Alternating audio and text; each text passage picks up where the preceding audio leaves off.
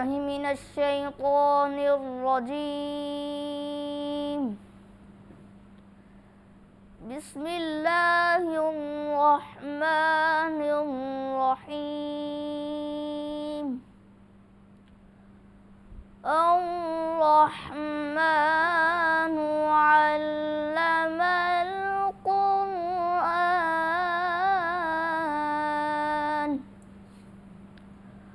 خلق الإنسان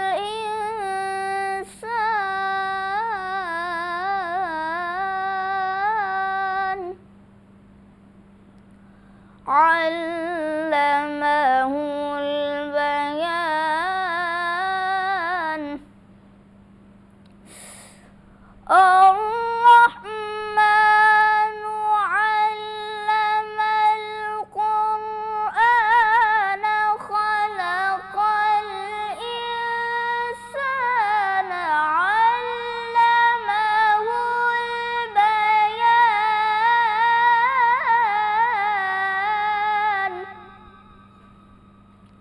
الشمس والقمر بحسبان والنجم والشجر يسجدان. الشمس والقمر بحسبان والنجم والشجر يسجدان.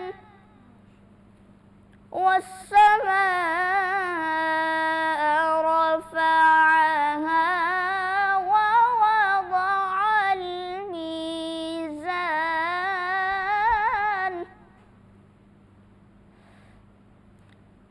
ألا تطغوا في الميزان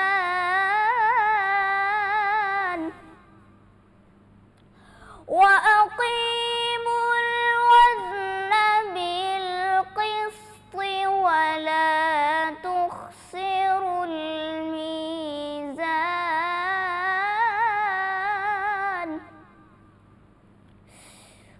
والأرض وضعها للأنام فيها فاكهة والنخل ذات الأكمام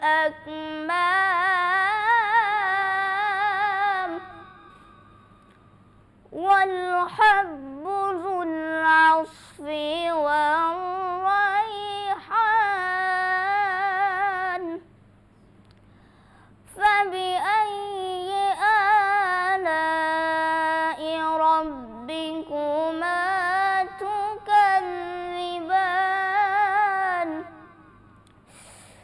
والحب ذو العصف والريحان. فبأي آلاء ربكما تكذبان. فبأي آلاء ربكما تكذبان. صدق الله العظيم. جزاکاللہ، سبحان اللہ۔ لاہور نیوز کی رمضان ٹرانسمیشن روح رمضان میں آپ سب لوگوں کو خوش آمدید کہتے ہیں۔ جناب میں ہوں آپ کی میزبان منیبہ آصف، اور کیا ہی خوبصورت اور عمدہ انداز میں جو ہے ہمارے ساتھ ننھے مہمان حافظ محمد برہان موجود ہیں، جنہوں نے خوبصورت الفاظ میں کلام الہی کی تلاوت مبارکہ فرمائی ہے۔ اور جناب آج 19واں روزہ، 19ویں افطاری، اور وقت کی رفتار دیکھے کہ ایسا لگتا ہے ابھی کل ہی رمضان شروع ہوا تھا اور آج جو ہے وہ دوسرا عشرہ ختم ہونے کو ہے۔ ہر سال یہی ہوتا ہے کہ دن جو ہے وہ پلک جھپکتے ہی گزر جاتے ہیں اور ہم یہ سوچتے رہ جاتے ہیں کہ کاش اور محنت کرتے، کاش زیادہ عبادت کرتے، کاش اس رمضان کو بھرپور طریقے سے گزار لیتے۔ مگر کیا کریں کہ دل کبھی لگتا ہے کبھی نہیں بھی لگتا، کبھی جوش سے عبادت میں مگن ہو جاتے ہیں اور کبھی ایسا لگتا ہے جیسے سب بے معنی ہو گیا ہے، جس کی وجہ سے ایک عجیب سی بے چینی، انجان سا خوف اور الجھن جو ہے وہ دل میں پیدا ہو جاتی ہے۔ اور یہ الجھن زیادہ تر کب ہوتی ہے؟ زیادہ تر تب جب ہم اللہ کے قریب ہونے لگتے ہیں۔ یہ کہا جاتا ہے کہ شیطان کا سب سے پرانا حربہ ہے، اس سے جب کچھ نہیں ہو پاتا نا، کچھ نہیں بن پاتا، تو وہ ہمارے دلوں میں وسوسے ڈالتا ہے اور ہمیں کس طرح وسوسوں میں گھیر لیتا ہے کہ ہمارے دماغ میں آتا ہے کہ جناب میری دعا قبول ہوئی ہوگی یا نہیں، نماز میں تو میرا دھیان ہی نہیں رہا، شاید نماز میری پوری ہوئی ہے یا نہیں ہوئی ہے، روزہ رکھا تو ہے مگر کہیں کوئی غلطی تو نہیں ہو گئی۔ اس قسم کے جو خیالات ہیں یہ بہت عام ہو جاتے ہیں، مگر اگر ان میں الجھ گئے تو یہی خیالات ہماری عبادت کو بھی بوجھ بنا دیتے ہیں۔ یہی تو شیطان چاہتا ہے کہ ہم شک میں پڑ جائیں، نیکی سے ہٹ جائیں اور اپنے ہی خیالات میں الجھ کر رہ جائیں۔ مگر یاد رکھیں کہ وسوسہ آنا گناہ نہیں ہے، وسوسے میں پڑ جانا بہت زیادہ ایک خطرناک، اس کو آپ بیماری بھی کہہ سکتے ہیں۔ جیسے ہی وسوسہ آئے اسے جھٹک دیں، استغفار کہیں، اعوذ باللہ من الشیطان الرجیم پڑھیں اور آگے بڑھیں۔ وسوسے عارضی ہوتے ہیں، ان کی کوئی حقیقت نہیں ہوتی ہے، مگر جب ہم جتنا ان پر غور کرتے ہیں نا، یہ اتنے ہی طاقتور ہوتے جاتے ہیں۔ یہ ایک سائیکل ہے، پہلے وسوسہ آتا ہے، پھر ہم اس پر سوچنے لگ جاتے ہیں اور لگاتار سوچتے رہتے ہیں، پھر ہم اسی پہ پریشان ہوتے ہیں اور یوں وسوسہ مزید گہرا ہوتا جاتا ہے۔ لیکن اگر ہم اسے توجہ ہی نہ دیں تو یہ خود بخود ختم ہو جائے گا۔ نبی کریم صلی اللہ علیہ وآلہ وسلم کے زمانے میں صحابہ کرام کو بھی وسوسے آیا کرتے تھے، مگر وہ انہیں کوئی بھی اہمیت نہیں دیا کرتے تھے۔ وہ جانتے تھے کہ یہ شیطان کی چال ہے اور بس یہی ہے، وہ بہکانے آئے گا، الجھائے گا، مگر ہم نے رکنا نہیں ہے، ہم نے چلتا رہنا ہے۔ عموماً کیا ہوتا ہے رمضان میں وسوسے زیادہ آتے ہیں کیونکہ یہ مہینہ خاص ہے، اس میں انسان نیکی کی طرف زیادہ مائل ہوتا ہے۔ شیطان بھی آخر تک اپنی کوشش کرتا ہے کہ ہمیں کسی نہ کسی طرح روک لے۔ ان کا حل ایک ہی ہے کہ آپ عبادت کو اپنی جاری رکھیں اور اللہ پر بھروسہ رکھیں۔ ہماری عبادت کے متعلق تمام فیصلے اللہ کرتا ہے، ہمارا کام بس اتنا ہے کہ خلوص نیت کے ساتھ ہم عبادت کریں اور باقی سب اللہ کے سپرد کر دیں۔ جب ہم خلوص نیت کے ساتھ اللہ کے قریب ہونے کی کوشش کرتے ہیں تو اللہ پاک ہماری تمام تر عبادات وہ قبول کرتا ہے۔ تو یہ صرف وسوسے رمضان میں ہی نہیں آتے ہیں، بلکہ یہ ہمارے ویسے بھی بہت زیادہ وسوسوں کا ہم لوگ شکار ہو جاتے ہیں کہ یہ نہ ہو جائے، ہم یہ کر دیں گے تو وہ نہ ہو جائے۔ تو ان وسوسوں سے ہمیں دور ہی رہنا چاہیے، اور جب بھی آپ کو اس طرح کا کوئی وسوسہ آئے تو آپ استغفار کی تسبیح کریں، آپ اپنے دل میں اس کو جھٹکنے کی کوشش کریں، آپ اپنا دھیان کہیں اور لگانے کی کوشش کیا کریں، کیونکہ یہ بھی ایک بیماری کی صورت میں باہر نکل کے آ رہا ہوتا ہے، تو اس لیے اس سے ہمیں بچتے رہنا چاہیے۔ تو ہمارے ساتھ اب انا سکینہ موجود ہیں جو کہ ہمیں نعت رسول مقبول سنائیں گی، تو پھر انہی کی طرف چلتے ہیں۔ جی انا۔ صلی علی نبینا صلی علی محمد صلی علی شفیعنا صلی علی محمد۔ کیا بتاؤں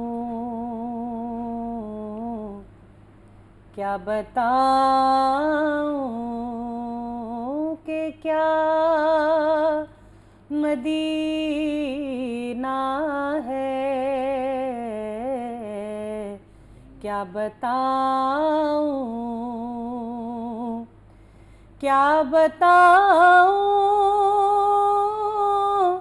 کہ کیا مدینہ ہے،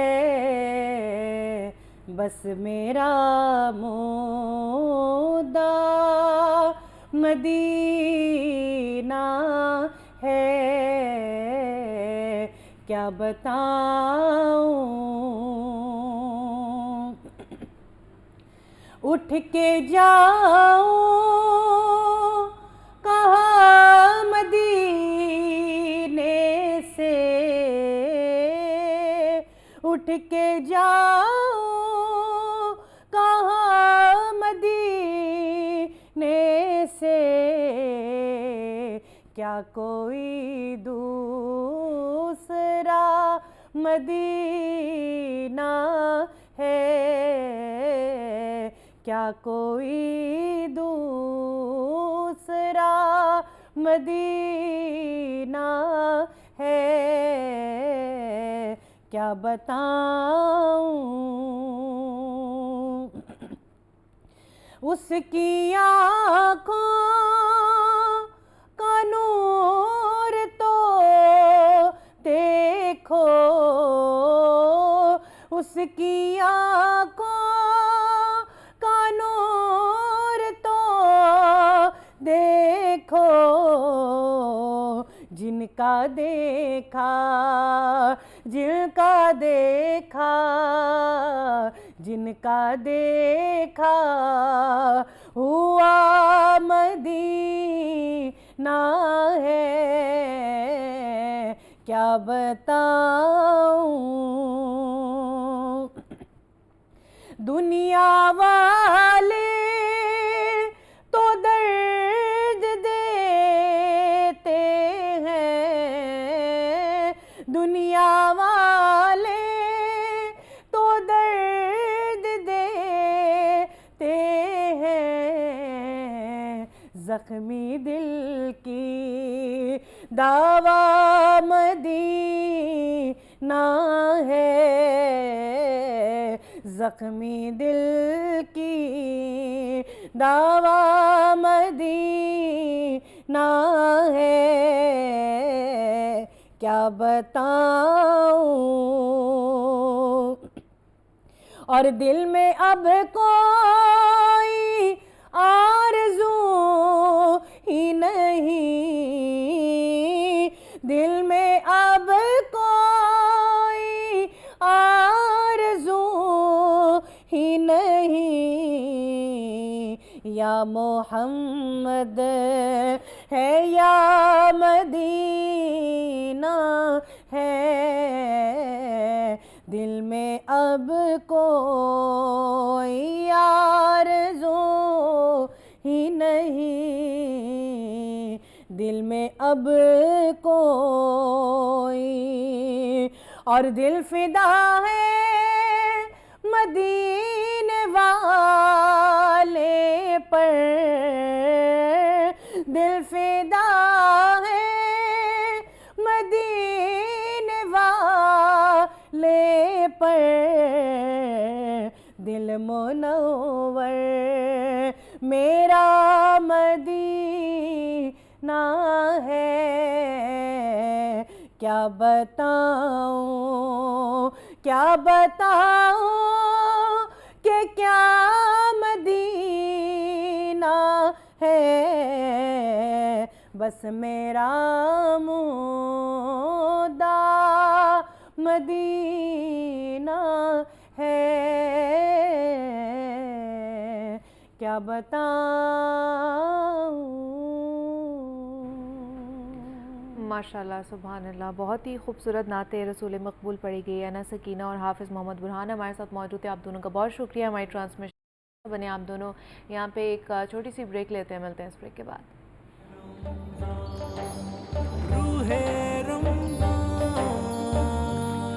روح رمضان کی نشریات میں ایک مرتبہ پھر سے آپ سب لوگوں کو خوش آمدید کہتے ہیں. جناب رمضان المبارک میں ہمارا جو طرز زندگی ہے نا، خاص کر کے ہمارے کھانے پینے کی روٹین، وہ مکمل طور پر چینج ہو جاتی ہے. اور ویسے تو اکثر یہ خیال کیا جاتا ہے کہ ضرورت سے زیادہ غذا کھانا موٹاپے کا باعث بنتی ہے. تو لہٰذا سحر و افطار سے میں ہم نے کیا کھانا ہے کیا نہیں کھانا اس کے اوپر بات کریں گے، تاکہ عید تک ہمارا وزن جو ہے نا وہ بڑھے نہ، اور اگر ابھی بڑھ گیا ہے تو ہم نے اس کو کنٹرول کیسے کرنا ہے. تو یہ ساری ٹپس آج آپ لوگوں کے ساتھ ساتھ میرے لیے بھی ہیں کہ میں نے بھی اپنا وزن کس طرح کنٹرول کرنا ہے. تو اس پہ بات کرنے کے لیے ہمارے ساتھ ڈاکٹر بردہ سکندر موجود ہیں اسٹوڈیوز میں. کلینکل نیوٹریشنسٹ ہیں، ڈائٹیشین ہیں، اور بہت سی جگہ پہ آپ ان کو دیکھ رہے होते हैं ना आजकल बहुत फेमस हो गई हुई है। डॉक्टर वर्दा हमारे साथ मौजूद है। डॉक्टर वर्दा, आपको वेलकम कहते हैं ट्रांसमिशन में, कैसी हैं आप? ठीक है, thank you so much for having me. मैं फिट, आप बताएं आप मैं कैसे भी हैं? बिल्कुल ठीक ठाक। सिर्फ हल्का सा वेट पुट ऑन किया हुआ है, तो उसके हवाले से आज हमने बात करनी है कि रमज़ान में यूजुअली मुझे ये लगता है, बल्कि हम सबको लगता है कि शायद हम लोग वेट कम करेंगे, वज़न हमारा कम होगा कि हमने सहरो इफ्तार में खाना होता है उस तरह ज़्यादा नहीं हम लोग खा रहे होते, लेकिन रमज़ान में भी वेट पुट ऑन हो जाता है, ये कैसे? अच्छा, अब ना रमज़ान में मोस्टली ये होता है कि हमारा माइंड ये होता है कि चले 12 घंटे की फास्टिंग है, तो शायद फास्टिंग चल रही है तो हमारा वेट कम हो जाएगा, वेट कम हो जाएगा और वो फास्टिंग। अच्छा, अब जो होता है वो एक्चुअली ये होता है कि हमारा जो फूड इनटेक का टाइम पीरियड है वो बड़ा स्पेसिफिक हो जाता है, अफ्तार से लेके सहर तक। एक माइंडसेट जो हम सबका होता है कि जी अब इस टाइम में रोज़ा नहीं है तो मैक्सिमम खाएं, और उसके बाद गलत अफ्तारियाँ। अब गलत अफ्तारियों में ये चीज़ होती है कि क्या होता है कि जब हम रोज़ा खोल रहे हैं, रोज़ा खोलते सार हम कोई भी मीठा मशरूबात का इस्तेमाल करें जिनके अंदर आर्टिफिशियल मीठा मौजूद है। कई लोग सोडाज इस्तेमाल कर रहे हैं, कई दूध सोडा, कई लाल रंग के शरबत, कई ऑरेंज कलर के शरबत और इस तरह की चीज़ें जो है वो इस्तेमाल कर रहे होते हैं। अब जब एक तो आपकी बॉडी थोड़ी हाइपोग्लाइसेमिक, फौरन आपने चीनी का इंटेक कर लिया, वेट जो है वो पुट ऑन हो गया। उसके बाद दूसरी चीज़ें, फ्राइड आइटम्स हम पूरे साल में उतनी नहीं खाते, मुझे लगता है जितनी रमज़ान में मल्टीप्लाई 3 हो जाती हैं। अब ये होता है कि पकोड़े, समोसे, रोल्स या डीप फ्राइड 4-5 चीज़ें मौजूद होती हैं। अब हमारे लिए इम्पोर्टेंट जो हम पूरा साल, आपको पता है मॉर्निंग शोज में कह रहे होते हैं जी आप दिन के अंदर से 1 से 3 चाय के चम्मच से ज्यादा ऑयल आपके अंदर ना जाए, तो हमारे एक वक्त में इतना सारा डीप। अच्छा, अब हमारा माइंडसेट होता है ना कि अब हम देखें पूरा दिन हम फास्टिंग मोड में है, 12 से 13 घंटे हमने फास्टिंग की है, तो अगर 1-2 समोसे पकौड़े खा लेंगे तो कुछ नहीं होगा। मतलब अगर मैं अपनी बात करूं तो अगर मैं रोज 2 छोटे समोसे भी अगर मैं खा रही हूँ तो उससे भी वेट पुट ऑन हो रहा है। बिल्कुल। अच्छा, अब पता है थोड़ा सा ना जो हम लोग मिस्टेक करते हैं, वो मिस्टेक हम ये करते हैं अफ्तारी की, अफ्तारी मीठे शरबत के फौरन साथ डीप फ्राइड चीजें खा ली। अच्छा, अब गलती हम इधर करते हैं। एक तो सबसे पहली चीज ये है कि आप जो अफ्तारी है वो अपने कोई भी फाइबर वाले फूड से करें, या खजूर से करें, खजूर से करें, या फिर जैसे पानी है, सादा पानी के अंदर चिया सीड आप मिला लें, नींबू पानी चीनी के बगैर इस्तेमाल किया जा सकता है, किसी फ्रेश फल का जूस इस्तेमाल किया जा सकता है, गर्म दूध का इस्तेमाल किया जा सकता है। उसके बाद ये कि फौरन डीप फ्राइड के बजाय थोड़ा सा फ्रूट्स का या दही भरे एक प्रोटीन की बड़ी बेहतरीन ऑप्शन है, फौरी तौर पे वो लिए जाए। और उसके बाद आप जैसे अगर आपने डीप फ्राइड खाना ही है, अच्छा अब डीप फ्राइड में ना थोड़ी सी 2-3 चीजें हैं जिन्हें अगर हम करेक्ट कर ले तो हमारे लिए फ्राइड चीज भी नुकसान नहीं रहती।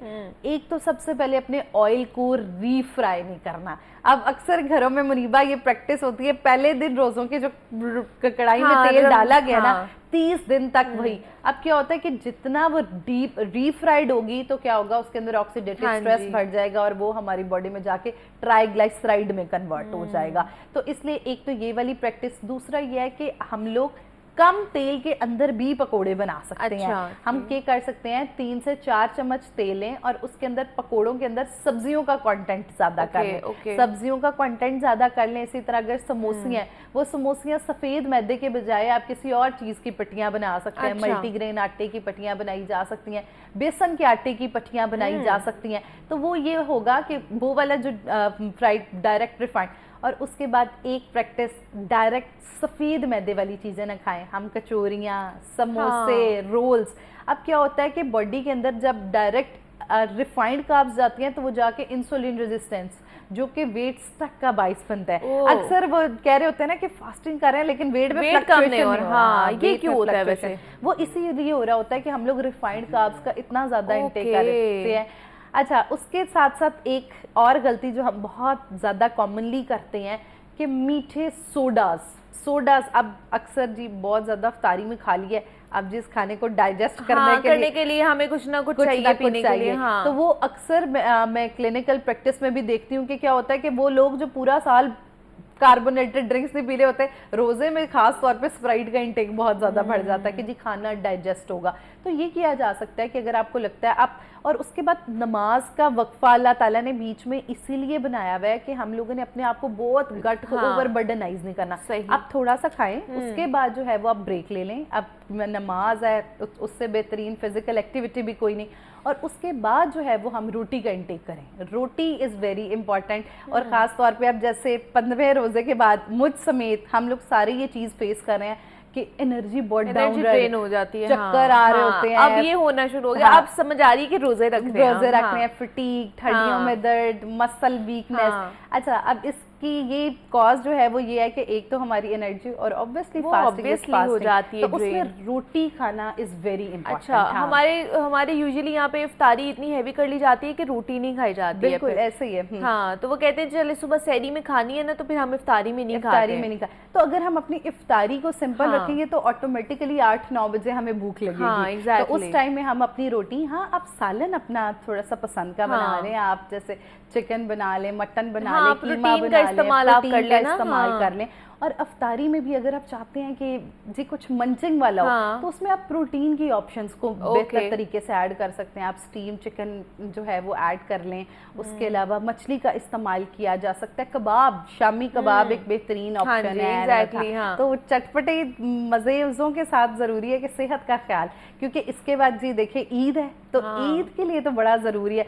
ना सिर्फ वेट, स्किन भी बहुत लोगों की भी ग्लो करनी चाहिए ना हमारी पे। अच्छा, अब चले ये तो हमने बता दिया कि जी अगर आपने मोटे नहीं होना तो ये करना है। अब जिन्होंने पुट ऑन कर लिया है वेट, अब उनके लिए भी तो कुछ बताया ना कि जो 10-12 दिन अगर रह गए हैं हमारे पास, तो उसमें हम थोड़ा बहुत कम कैसे कर सकते हैं, कौन सी चीज़ों का इस्तेमाल हमें करना चाहिए इन 10-12 दिनों में।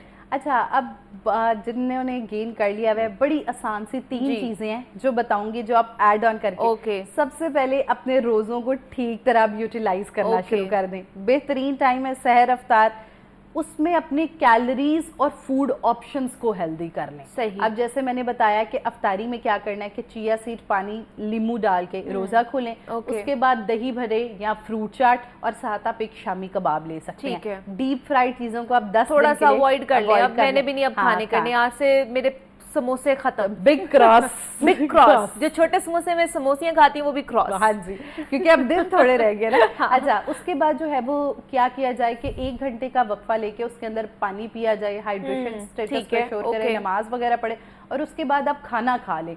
6 इंच की रोटी 60 ग्राम की, और उसके साथ आपने क्या करना है, आप अपनी पसंद का कोई भी सालन खा सकते हैं। उसके बाद जितनी चीजें 6 से स्टार्ट होती हैं, चावल, चीनी, चिकनाई चने की दाल, आपके शो पे पहले भी मैं ये बहुत टिप देती हूँ, और ये मैं इसीलिए देती हूँ क्योंकि इसको याद रखना बहुत आसान है।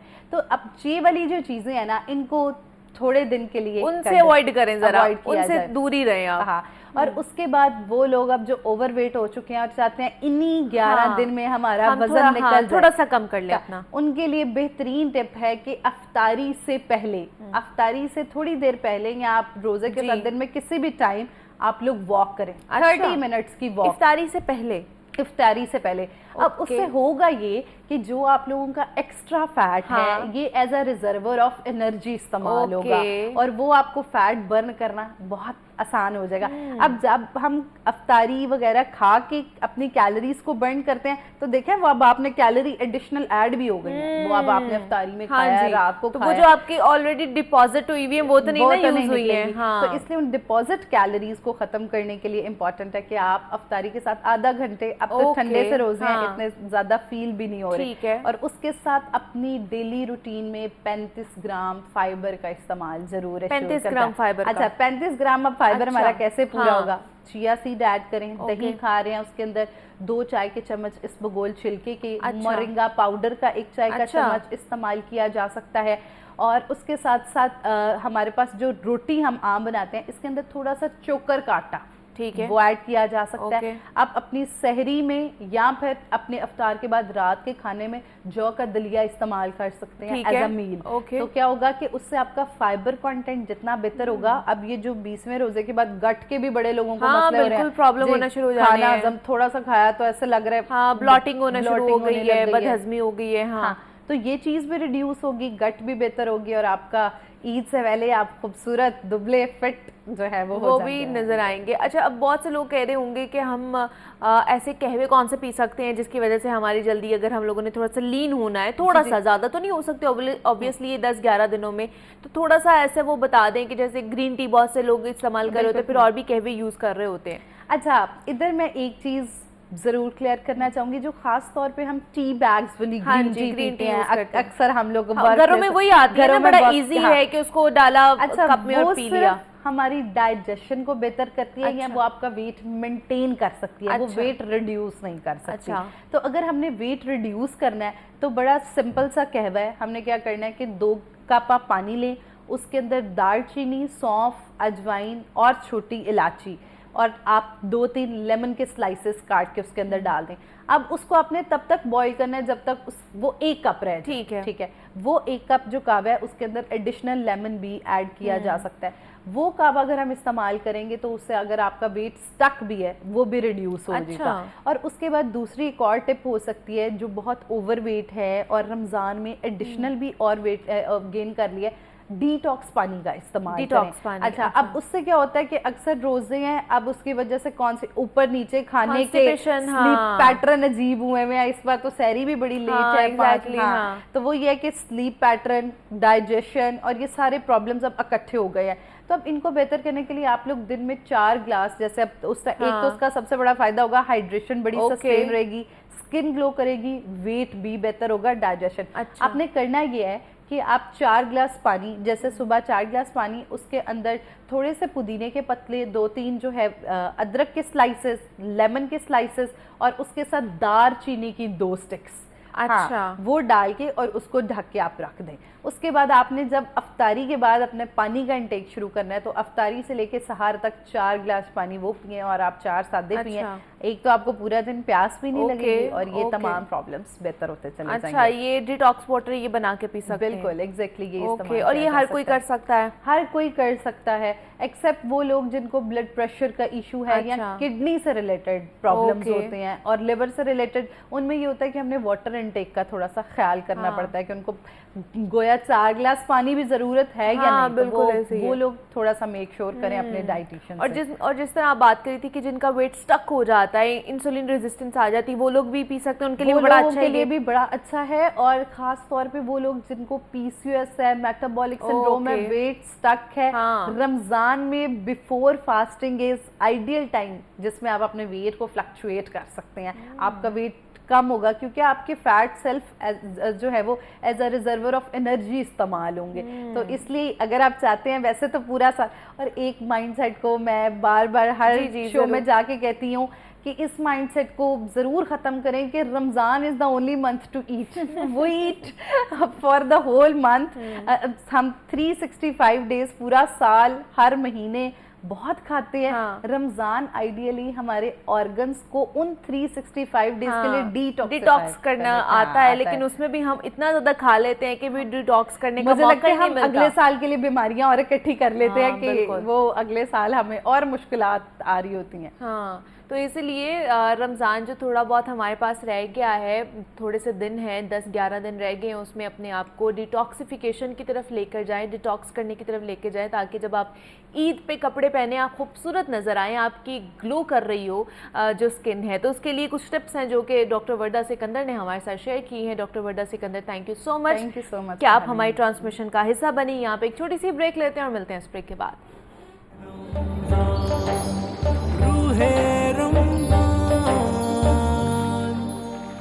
रोए रमज़ान की ट्रांसमिशन में आप लोगों को खुश आमदीद कहते हैं। जनाब, अल्लाह ताला ने नबी करीम सल्लल्लाहु अलैहि वसल्लम को इताअत और फर्माबरदारी करने वालों के लिए खुशखबरी और बिशारत सुनाने वाला और नाफरमानों के लिए डराने वाला बनाकर भेजा है। अल्लाह तबारक ताला की एक बहुत बड़ी नाफरमानी और गुनाह हमारे मुआशरे और गुफ्तगू में बहुत फैले हुए हैं और हमारा उसकी तरफ ध्यान भी नहीं जाता है। वो गुनाह गीबत है, जिसमें मुसलमान की बेइज्जती की जाती है और दिलो दिमाग में बदगुमानियाँ पैदा होती हैं। गीबत किसी मुसलमान की पीठ पीछे उसकी वो बात करना है कि अगर वही बात उसके सामने की जाए तो वो उसको नागवार या फिर उसको बुरी लगे, और ये उस वक्त है जबकि वो बुराई उसके अंदर हो, और अगर ना हो तो फिर वो बहतान के ज़ुमरे में आ जाता है और ये दोहरा गुनाह है। अल्लाह ताला ने गीबत को अपने मुर्दार भाई का गोश्त खाने से तशबीह दी है। नबी करीम सल्लल्लाहु अलैहि वसल्लम ने गीबत को बदतरीन सूद और ज़ना से सख्त गुनाह बताया اور موجودہ معاشرے میں دیکھا جائے تو ہمارے حالات یہ ہیں کہ ہم غیبت کو برائی ہی تسلیم نہیں کرتے ہیں اور ایک دوسرے کی برائیوں، خامیوں اور کوتاہیوں کا بیان فیشن کے طور پر ہم کر رہے ہوتے ہیں کہ ہماری زندگی میں بہت زیادہ یہ عادت ہماری بن گئی ہوئی ہے. تو اس عادت سے ہم نے چھٹکارا ایک تو کیسے حاصل کرنا ہے، دوسرا یہ کہ غیبت کرنے والوں سے متعلق اسلام میں اللہ تعالیٰ کی طرف سے قرآن و حدیث کی روشنی میں ہمیں کیا وعید سنائی گئی ہے اور اس کے حوالے سے کیا احکامات ہیں، اس کے اوپر ہم بات کریں گے. اس پہ بات کرنے کے لیے ڈاکٹر پیر طارق شریف زادہ صاحب ہمارے ساتھ موجود ہے، معروف سیریس اسکالر ہیں، ان سے بات کرتے ہیں. تو ڈاکٹر صاحب آپ کو خوش آمدید کہتے ہیں ٹرانسمیشن میں. کیسے ہیں آپ؟ ٹھیک ہیں الحمدللہ، اللہ کا احسان فضل. ڈاکٹر صاحب آج ہم نے غیبت کے حوالے سے بات کرنی ہے کیونکہ یہ ایک ایسا ٹاپک ہے، ایک ایسی چیز ہے جو کہ ہمارے معاشرے میں ہم سمیت ہم اس کو بہت زیادہ عام سمجھتے ہیں. ہم سمجھتے ہیں کہ اچھا چلے غیبت ہو بھی گئی ہے تھوڑی بہت تو اٹس اوکے، کوئی مسئلہ نہیں ہے. تو یہ ہے کیوں ہم اس کو ایک تو پہلے بتائیں کہ عام کیوں اتنی زیادہ ہو گئی ہوئی ہے غیبت کرنا؟ بسم رب محمد کریم علیہ الصلوۃ والتسلیم. سب سے پہلے تو یادآوری کا شکریہ. اور آج کا عنوان جو ہے یہ بھی بڑا ہماری روزمرہ زندگی کا ایک حصہ بن چکا ہے. اور جناب علی کرم اللہ وجہ کریم نے فرمایا تھا کہ گناہ جو ہے اس کی سب سے خطرناک حالت پتہ ہے کون سی ہوتی ہے؟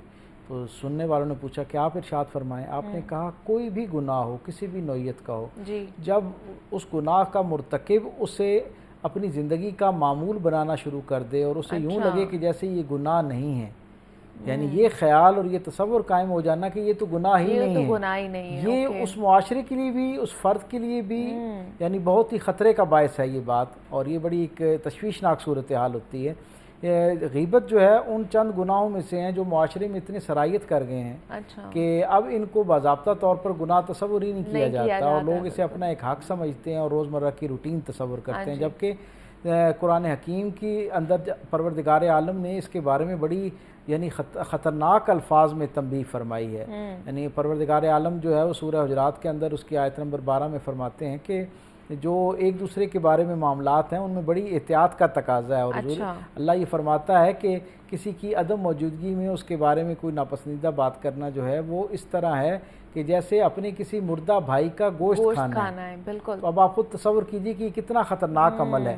خود سرکار دو عالم صلی اللہ علیہ وسلم نے ایک صحابی سے پوچھا کہ کیا کوئی دنیا میں ایسا شخص ہے جس کی کتنی ہی اپنے بہن بھائیوں سے یعنی اپنے بھائی سے کوئی مخالفت ہو، حتیٰ کہ دشمنی ہو چکی ہو، ساری زندگی آپس میں برسر پیکار رہے ہوں، کیا یہ ممکن ہے کہ کوئی شخص دشمنی میں آ کر اس درجے پہ پہنچ جائے کہ وہ اپنے بھائی کا گوشت جو ہے وہ کھانا شروع کر دے، اور وہ بھی اس بھائی کا جو مردہ ہو گیا ہو، یعنی دنیا سے اس کے چلے جانے کے بعد اس کا گوشت کھانا جو ہے وہ کیا کسی آدمی کے لیے ممکن ہے؟ تو اصحاب نے بہت دیر سوچا. اور آپ تصور کریں کہ ان میں وہ لوگ سامنے بیٹھے ہوئے ہیں جو خود عرب ہیں، اور عربوں سے مراد وہ لوگ ہیں کہ جنہوں نے جو خود جنگ و جدل کے معاملات میں بڑے آگے کے لوگ ہیں اور ہر وقت جو ہے وہ میدان کے لوگ ہیں، ایک دوسرے کے ساتھ جو ہے لڑائی جھگڑا اور یہ معمول کا حصہ ہے. وہ سارے سوچ کر ایک ہی بات کہتے ہیں کہ ساری درجوں کی دشمنی ہو سکتی ہے لیکن اس درجے پر کوئی نہیں گر سکتا کہ ایک بھائی اس کے ساتھ دشمنی کرے، پھر دشمنی کے بعد وہ فوت ہو جائے اس دشمنی میں، اور اس کے بعد پھر اس کے ساتھ بھی اس کو معاف نہ کرے بلکہ اس درجے پہ بھی جا کے اس کا گوشت جو ہے اسے کھانا شروع کر دے. تو یہ تو انتہائی کبھی درجے کی حرکت، اور ایسا کون کرتا ہے؟ تو سرکار دو عالم صلی اللہ علیہ وسلم نے فرمایا کہ جب تم اپنے بھائی کی غیر موجودگی میں اس کی کوئی ناپسندیدہ بات، ایسی بات بیان کرتے ہو جسے اس کے سامنے بیان کیا جائے تو وہ اس کو ناپسند سمجھے. اچھا، ایسی بات، یہ بڑی ضروری بات سمجھنے والی ہے. سرکار نے فرمایا کہ غیبت کی تعریف گویا حضور فرما رہے ہیں، اور حضور کیا بتا رہے ہیں کہ کسی اپنے مسلمان بہن بھائی کی ایسی بات جو اس کی موجودگی میں کریں تو اسے وہ ناپسندیدہ لگے، اسے سن کر وہ اچھا نہ لگے، اس کا مزاج خراب ہو، ناگوار گزرے، ایسی بات کو غیبت کہتے ہیں. اب اصحاب میں سے ایک شخص کھڑے ہوئے، حضرت ابو ہریرہ روایت کرتے ہیں کہ ایک صحابی کھڑے ہوئے اور ان کا یا رسول اللہ اگر وہ عیب، وہ خامی، وہ کمزوری جو ہم بیان کر رہے ہیں وہ اس کے اندر موجود ہو تو پھر تو غیبت نہیں ہوگی نا، کیونکہ ایک آدمی کے اندر ایک خامی موجود ہے اور ہم نے اس کی غیر موجودگی میں اس کا تذکرہ کیا. تو حضور نے کیا جواب ارشاد فرمایا؟ اس سے اس کی سنگینی کا اندازہ لگائیے. حضور نے فرمایا اگر اس کے اندر وہ عیب موجود نہ ہوتا تو پھر تو یہ بہتان کہلاتا. بالکل. اس کے اندر عیب موجود ہے اور اس کی غیر موجودگی میں آپ اس کو ایسا اس انداز میں بیان کر رہے ہیں کہ اس تک پہنچے تو اسے اس پر یعنی ناپسندگی ہو، ناگواری کا اظہار کرنا پڑے، تو وہ بات غیبت کہلاتی ہے. اب آپ خود تصور کیجئے، ہم سب کو بڑے ٹھنڈے دماغ سے یہ بات سمجھنے کی ضرورت ہے کہ ایک عیب ہمارے کسی بہن بھائی کے اندر موجود ہے، اس کی صرف غیر موجودگی میں اس کو بیان کیا گیا اور اس انداز میں بیان کیا گیا کہ اگر اس تک اس کی خبر پہنچے یا وہ خود موجود ہوتا تو وہ اسے ناپسند قرار دیتا تو وہ غیبت کہلاتا. اور اس کے بارے میں اللہ کیا کہہ رہا ہے کہ وہ اپنے سگے مردہ بھائی کا گوشت کھانے کے مترادف ہے. اب آپ تصور کریں غیبت پر اتنی ناپسندگی کا اظہار ہو رہا ہے تو بہتان جو ہم لگاتے ہیں آئے روز جو ہمارے معمول کا حصہ بنا ہوا ہے کہ ہم نے یعنی لوگوں کو بغیر جانے پرکھے جو ہے نا وہ بات پہنچا ان کے بارے میں ایک بات مشہور کرنا شروع کر دیتے ہیں اور پھر اس بات کو اپنی نہ جانے کیوں ذمہ داری سمجھ لیتے ہیں. وقتی طور پر اپنے چند سامعین کی کشش سمیٹنے کے لیے اور یا سوشل میڈیا پر کچھ ویوز حاصل کرنے کے لیے کچھ توجہ حاصل کرنے کے لیے ہم ایک ایسی بات کو ایک ایسے شخص کے ساتھ وابستہ کر دیتے ہیں جس کا اس سے دور دور تک کوئی تعلق نہیں ہوتا. اس عیب کا اس کی شخصیت کے ساتھ کہیں کوئی اس کی مثال اس کی زندگی میں موجود نہیں ہوتی، لیکن ہم نہ صرف یہ کہ ایک جگہ اس کو بیان کرتے ہیں بلکہ پھر اس کو کمپین کے طور پر کرنا شروع کر دیتے ہیں. آپ تصور کیجئے سرکار دو عالم صلی اللہ علیہ وسلم فرماتے ہیں کہ یہ جو بہتان کا معاملہ ہے، یہ جو غیبت کا معاملہ ہے، یعنی کسی کی غیر موجودگی میں اس کا عیب بیان کرنے کا معاملہ، حضور فرماتے ہیں کسی شخص نے ایک شخص کی عدم موجودگی میں مجلس کے اندر اس کا عیب بیان کیا، وہاں بیٹھے ہوئے لوگوں نے آگے جہاں اپنی مجلسوں میں اس عیب کو بیان کیا نا، اللہ تبارک و تعالیٰ اس گناہ کو گناہ جاریہ فرما دیتا ہے. یعنی اس کا گناہ ختم نہیں ہوتا. میں نے اگر کسی کی غیبت کر کے یا بہتان لگا کر کسی کے سامنے بیان کیا اور انہوں نے اسے اپنی مجلس میں بیان کیا، اس مجلس کے لوگوں نے آگے اپنے جاننے والوں تک اس کو پہنچایا، تو جب تک یہ بہتان یہ غیبت چلتا رہے گا اس وقت تک وہ میرے نامہ اعمال میں ایک وبال کے طور پر لکھا جاتا رہے گا. تو ہمیں ایسے ہر گناہ سے بچنا چاہیے، لیکن وہ گناہ جو گناہ جاریہ بن جاتے ہیں جن کا ظاہری طور پر ہمارے سامنے مجلس ختم ہوئی اور ہم نے سمجھا کہ ہم نے جو بہتان لگانا تھا، ہم نے جو غیبت کرنا تھی وہ ختم ہو گئی، لیکن آپ تصور کریں کہ جہاں وہ آگے بیان ہوتی جائے گی وہاں وہ عیب کا جہاں تذکرہ ہوگا، جہاں بہتان اور غیبت پہنچے گی، میرے لیے وبال کی صورت اختیار کرتی جائے گی اور میرے نامہ اعمال میں گناہ کے طور پر پیش ہوتی رہے گی. عمومی طور پر hماری بہنوں کے ہاں بھی یہ بہت زیادہ معاملہ ہوتا ہے کہ ہم جب فون پہ بات کر رہے ہوں، اور اب تو خیر مردوں کی بھی کیا کہنے، ان کا بھی یہی معمول بن گیا کہ ہماری مجالس جو ہیں، ہماری محافل جو ہیں، وہ لوگوں کے عیب پر مبنی تذکرے سے پاک نہیں ہوتے. حالانکہ اگر کیا ہی اچھا ہو، جبکہ اس کے برعکس آپ تصور کریں کہ سرکار دو عالم صلی اللہ علیہ وسلم نے فرمایا کہ جب کسی شخص کی غیر موجودگی میں اس کے احباب اس کی خیر کی گواہی دیتے ہیں، یعنی اس کی خوبی بیان کرتے ہیں، تو پروردگار عالم جس شخص نے وہ خوبی کی ہوتی ہے، نیکی کی ہوتی ہے اور خود موجود نہیں ہوتا، اس جتنا اجر بیان کرنے والے کو عطا کر رہا ہوتا ہے. کیا بات ہے. یعنی آپ اس سے اندازہ لگائیں کہ یہ جو گفتگو ہے لوگوں کی غیر موجودگی میں، یہ ہمارے لیے اتنے سارے خیر کا ذریعہ بھی بن سکتی ہے اگر خوبیاں بیان کیا جائیں، اور اگر کوئی عیب بیان کیا جائے، خامی بیان کی جائے، کوتاہی یا کسی کا گناہ بیان کیا جائے، تو اللہ کے ہاں وہ اسی طرح عیب گناہ کے طور پر ہمارے نامہ اعمال میں بھی لکھا جا رہا ہوتا ہے. سو یہ ہماری نزدیک ایک لذت کلام کا معاملہ ہے، سماعت کی لذت کا معاملہ ہے، چند لوگوں کو اپنی طرف متوجہ کر لینے کا ایک معاملہ ہے، لیکن اللہ کے ہاں یہ بڑا سنجیدہ معاملہ ہے. پروردگار کے ہاں اس کے بندے کی غیر موجودگی میں اس کا عیب بیان کرنا اللہ کو انتہائی ناپسندیدہ ہے. اور خود سرکار دو عالم صلی اللہ علیہ وسلم نے فرمایا کہ جو لوگ قیامت کے دن سب کے راز جو ہیں وہ افشا کر دیے جائیں گے. تو اصحاب جب حضور اس کا منظر بیان کر رہے تھے نا، تو اصحاب کرام جو تھے وہ اس کی خشیت میں کانپ رہے تھے اور ان کی آنکھوں سے آنسو نکل رہے تھے اور کیفیت ایک غم و اندوہ کی کیفیت طاری تھی. ایک صحابی نے عرض کیا، یا رسول اللہ، جس دن سب کے نامہ اعمال جو ہیں وہ نشر کر دیے جائیں گے تو پھر تو ہر آدمی کا جتنا عیب ہے، جتنا اس کا گند ہے، جتنی اس کے گناہ ہے، معصیت ہے، وہ ساری سب کے سامنے آ جائے گی. کوئی ایسے لوگ بھی ہوں گے کہ جن کے عیب اس دن اللہ مخلوق کی نگاہ سے پوشیدہ رکھے گا، بچا کے رکھے گا.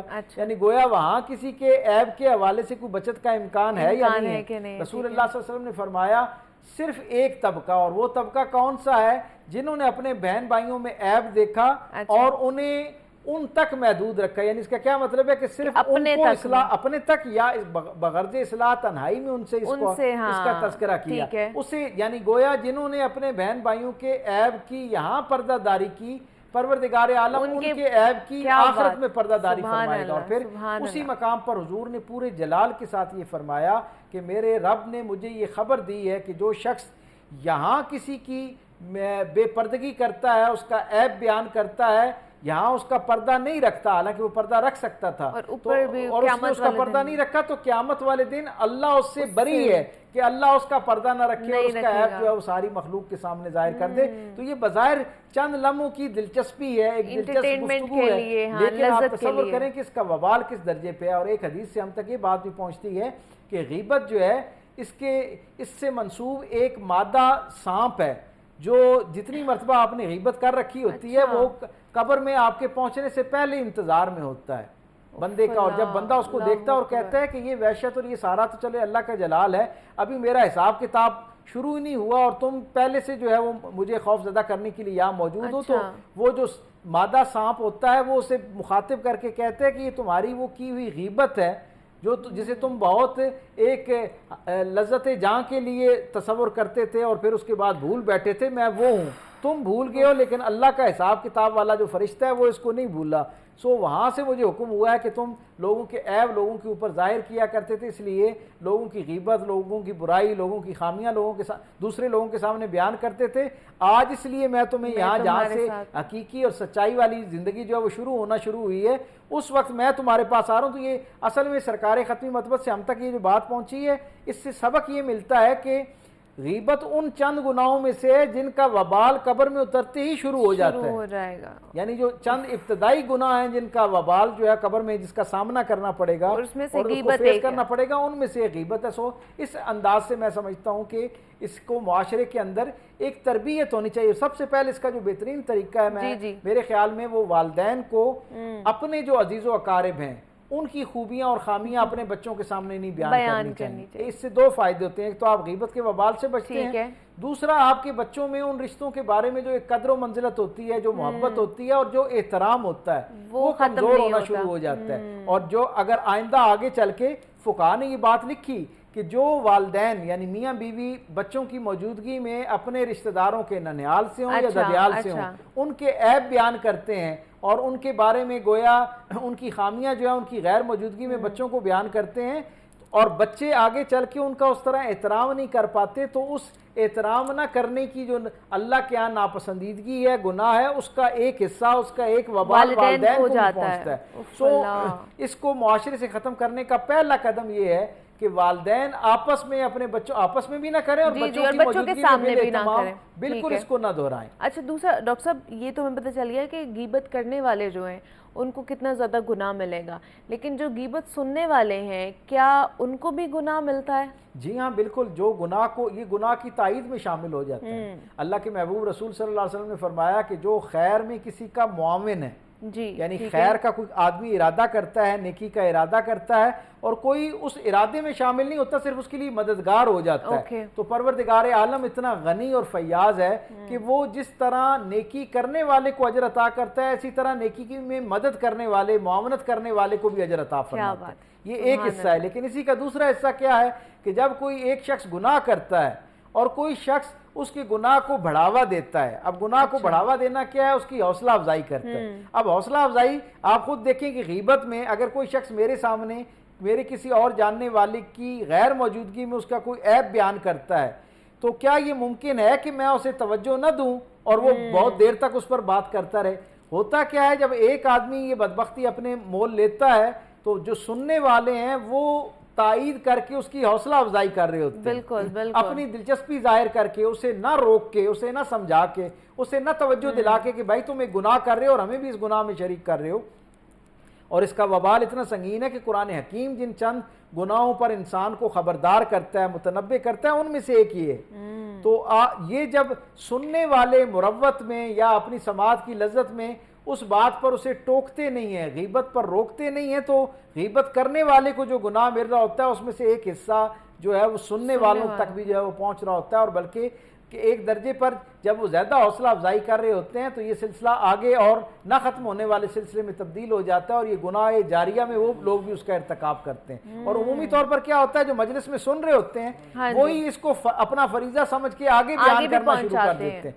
سو یہ دو طرح کا گناہ ہو گیا، ایک سننے کا दूसरा उस सुनने के दौरान उससे ना रोकने का, ना समझाने का, क्योंकि गुनाह को रोकने का हुक्म है ना, बुराई को रोकने का हुक्म दिया गया। और फिर तीसरा दर्जा ये कि कुजा ये कि मैं उसे रोकता, मैं इसको खुद अपने फ्रेंड सर्कल में, अपने जानने वालों में उसी ऐप को ले जाता हूँ और वहां बयान करना शुरू कर देता हूँ। तो जो सुनने वाला है, मैं समझता हूँ उस पर 3 तरह का वबाल है।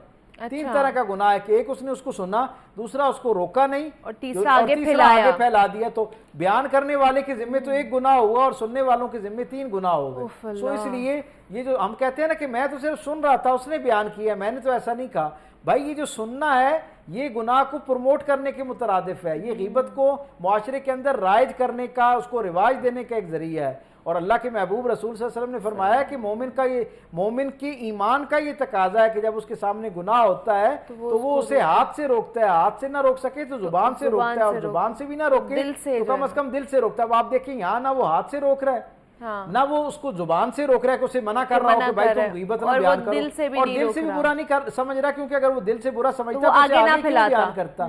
सो तीनों तरह का वबाल जो है वो सुनने वाले पर है। सो अगर सच्ची बात है कि मुआशरे के अंदर लोग इतनी दिलचस्पी के साथ, इतना ज़ौक़ और शौक़ के साथ अपना जिसे कहते हैं ना, मैं उर्फियत में ये बात कह रहा हूँ समझने समझाने के लिए, कि सवाब समझ के जिस तरह गीबत सुन रहे होते हैं ना, अगर ये इस तरह ना सुनना शुरू करें तो गीबत करने वाला खुद ब खुद जो है उसकी हौसला शिकनी हो जाएगी, हौसला शिकनी होगी, और ये आदत उसके अंदर से जो है वो खत्म होना शुरू हो जाएगी। और लेकिन हम ये करते नहीं है, हमारे माशरे में ये दिन ब दिन और भी ज्यादा बढ़ता जा रहा है। और ये खास तौर पे जो हमारे यहाँ सोशल मीडिया जब से आया है, इसलिए तो गीबत की हम अमूमी तौर पर ये समझते हैं, ये जितनी सारी डिसइंफॉर्मेशन है ये भी उसमें गीबत नहीं आती है, बिल्कुल ऐसे ही है। हाँ जी। यानी एक गीबत है जो आप जुबान से बयान कर रहे हैं, हाँ जी। वो सामने वाले की समात का हिस्सा रहनी है उतनी देर तक जितनी देर तक मैं बोल रहे हैं, या उसके हाफजे का हिस्सा रहना है जब तक उसे याद रहना है। लेकिन ये जो तहरीर की शक्ल में मैं ये जो टाइप करके भेज रहा हूँ, ये जो मैं सोशल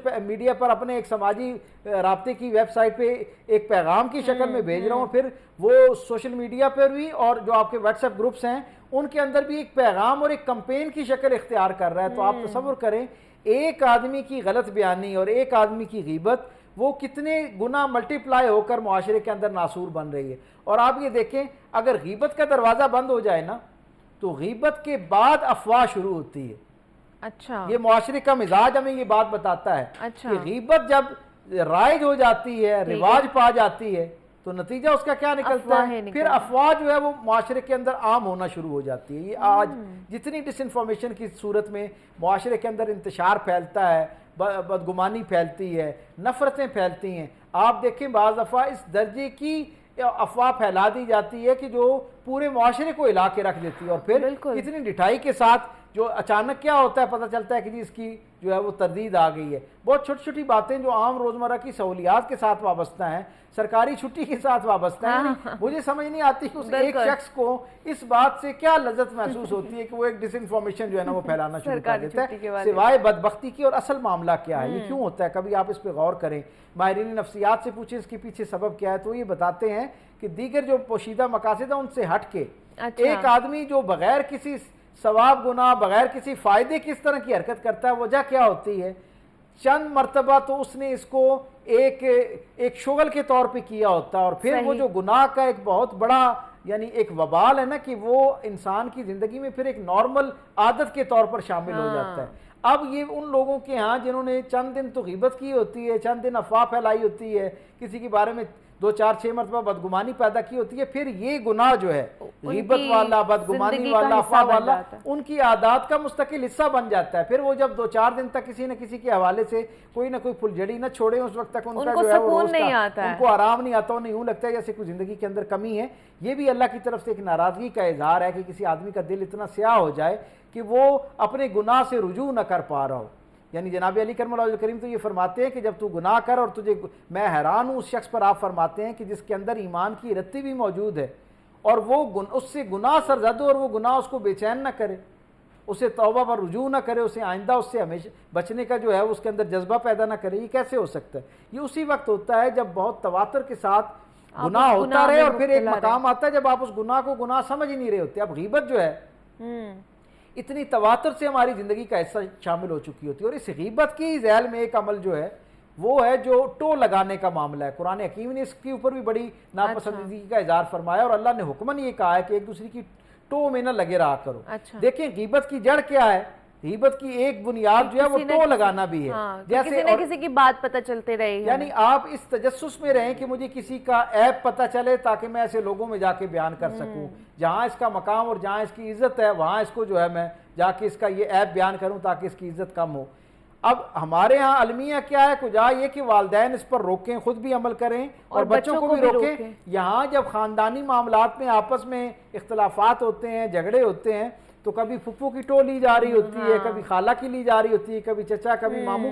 وہ سارے قربت کے رشتے جن کے بارے میں اس حوالے سے زیادہ احتیاط پر بچے کی تربیت ہونی چاہیے تھی. ان بچوں کو جب والدین خود ٹو پہ لگا دیتے ہیں تو پھر ایک دن آتا ہے وہ بچے جو ہیں والدین کے عیب جو ہیں وہ بھی باہر محلے میں اور رشتہ داروں میں اور اپنے کلاس فیلوز کو بتا رہے ہوتے ہیں. نتیجتاً ایک ایسا معصیت کا سرکل چلنا شروع ہوتا ہے, گناہ کا ایک ایسا اور اللہ کی ناراضگی کا ایک ایسا سرکل چلنا شروع ہوتا ہے جس میں سارا خاندان جو اس کی لپیٹ میں آ جاتا ہے. ہمیں اس حوالے سے بہت ابتدائی دنوں سے اپنے بچوں کی تربیت میں یہ چیز شامل کرنی چاہیے. اور جب کوئی بچہ آ کے کوئی پرتجسس بات کسی کے حوالے سے بتائے تو اس کی حوصلہ شکنی کرنی چاہیے. ہم شاباش دے رہے ہوتے ہیں کہ ویل ڈن, تم بہت سمجھدار ہو, تمہاری آبزرویشن بہت اچھی ہے. بھائی جب وہ کوئی خیر کی بات آپ کو آ کے بتائے تو آپ اس کی حوصلہ افزائی کریں, پھر اس کی جو آبزرویشن کی پاور ہے, قوت مشاہدہ, اس کی تعریف کریں.